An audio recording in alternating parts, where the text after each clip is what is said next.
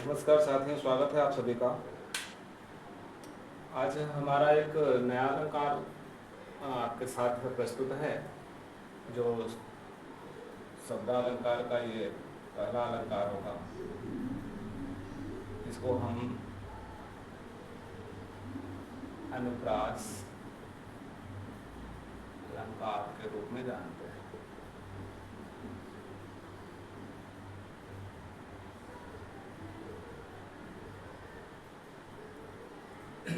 जहाँ तक अनुप्रास अलंकार की परिभाषा और उदाहरण की बात है तो सबसे आसान और सरल सहज अलंकार है ये।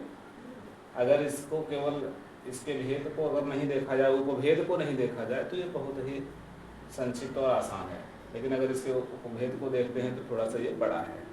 तो अभी हम आज अनुप्रास अलंकार और इसके भेद उपभेद को जानेंगे।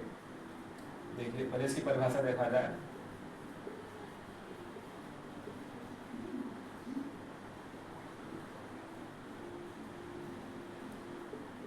जहाँ पर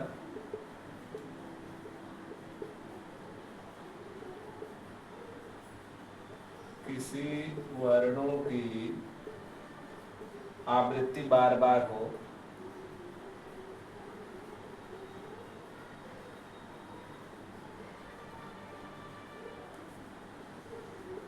किसी वर्ण की आवृत्ति बार बार आए,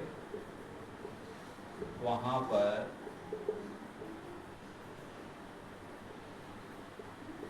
अनुप्रास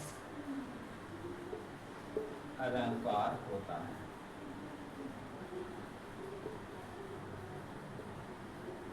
जैसा कि परिभाषा के आधार पर यह स्पष्ट किया जा सकता है, कहा जा सकता है कि अनुप्रास अलंकार में उस किसी काव्य पंक्ति में इसको पहचानना हो तो कोई वर्ण की आवृत्ति कई बार होगी, तो वहाँ पर ये होगा अनुप्रास अलंकार।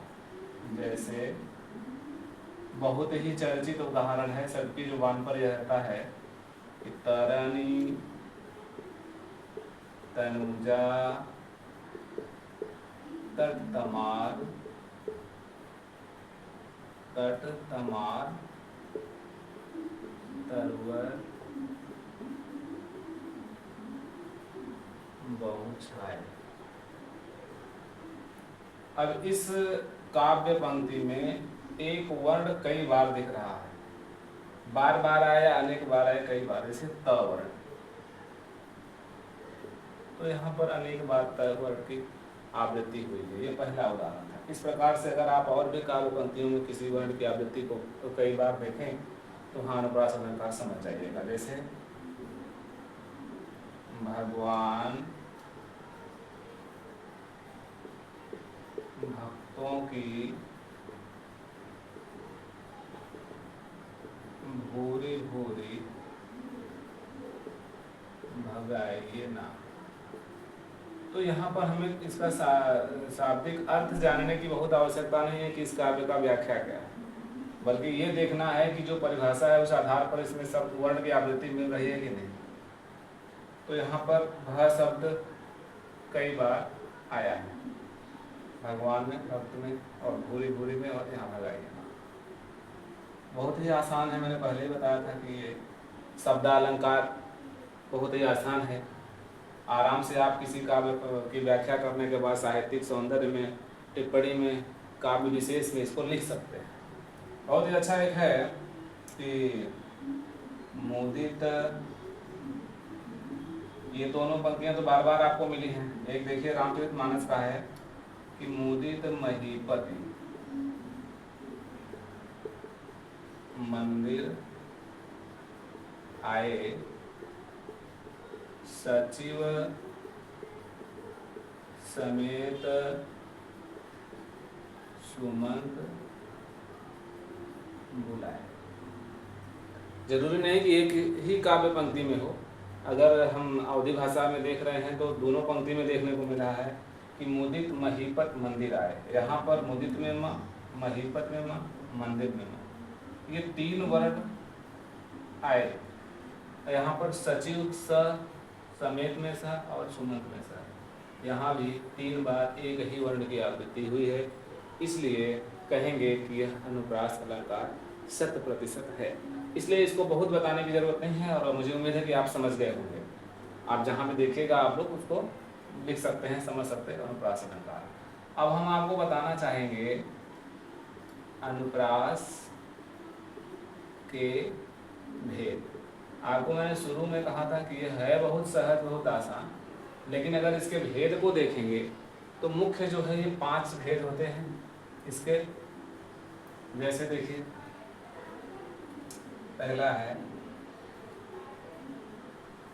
क्रम आगे पीछे भी लिख सकते हैं आप, श्रुत्यानुप्रास।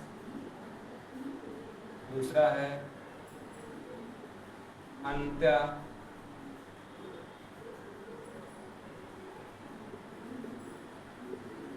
अंत्यानुप्रास।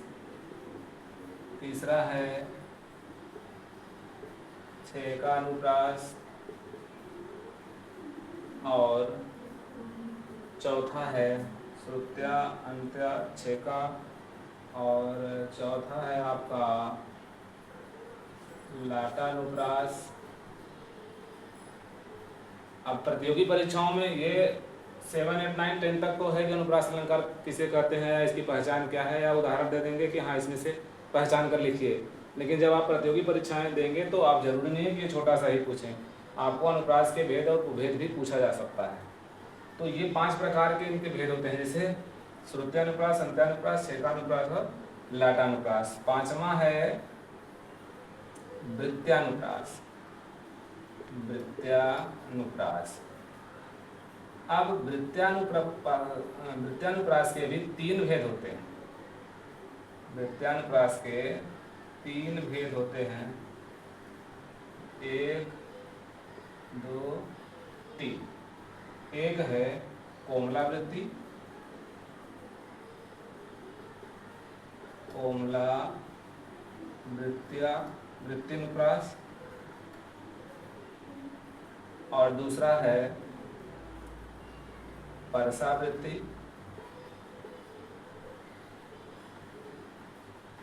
अनुप्रास, और कोमलावृत्ति, परसावृत्ति और उपनागरिका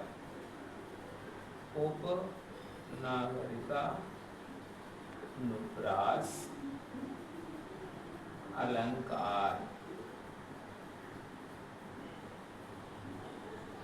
इस प्रकार से अगर देखा जाए तो इसके 5 भेद और 3 उपभेद, 8 प्रकार के ये होते हैं अनुप्रास अलंकार। तो अगर अनुप्रास अलंकार को सम्यक रूप से जानकारी लेनी है तो आपको 3 ये और 5 ये 8 प्रकार के जो है और भेद उपभेद पढ़ने होंगे। तो अब हम अगले कालांश में आपको अनुप्रास अलंकार के भेदों को उदाहरण सहित और पहचान सहित इसकी परिभाषा से अवगत कराएंगे। अभी इस कालांश में इतना ही। मुझे उम्मीद है कि इतनी बातें आपको जरूर स्पष्ट रूप से समझ में आ गई होंगी। तो आज के लिए इतना ही। अगले कालांश का इंतजार करें, बहुत जल्द हम आपसे मिलते हैं। तब तक के लिए धन्यवाद।